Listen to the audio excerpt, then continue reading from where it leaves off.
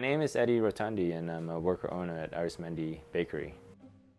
I had some extra time, some extra sourdough, some butter, and the light switch just came on. So what's special about us, the sourdough croissant, is actually it's made with 100% sourdough. Our business primarily makes sourdough. We make sourdough for our bread and our pizza, our baguettes. My inspiration and motivation was use that same exact dough to make the croissants. You mix the starter, which is the sourdough and water and flour and a bit of salt. Then once that dough is mixed with those three basic ingredients, you start laminating. Laminating is basically the process of layering butter in between the dough. After we're done laminating, we roll it out to the thickness we want, and we use the croissant cutter. It's a triangle.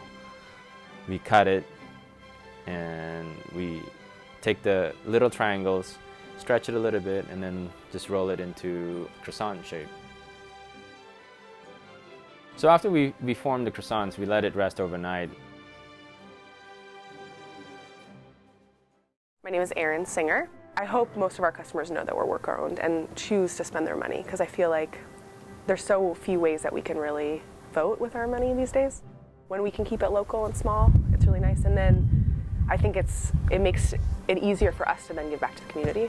Almost no food goes to waste. We donate every night almost all the leftover product. Every dollar you spend, we really appreciate it, and it really goes to people that you see. There's nobody behind the scenes. If you see me on the register or baking bread, that I'm also paying bills on my day off and ordering things. When the croissants get baked, the first thing we do is we give it a nice egg wash. After the first egg wash, we put them in the proofer. Proofing basically allows you to control the amount of gas that is produced by the sourdough. Too much and the dough will be floppy, and too little, in our case for the croissants, the butter will leak out. When the dough is nicely proof, we bake it. It's a little bit different than a regular croissant. We bake it at a very high heat for almost an hour. The primary challenge with croissant making is the butter. There's no way to check it. There's no way to see if the butter is evenly spread. You know, when you handle the dough, you got to remember that there's butter in the sourdough.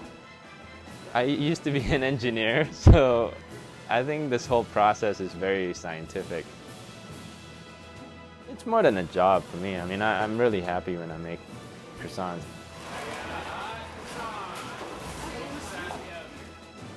Imagining people enjoying the croissants, it's really important to me.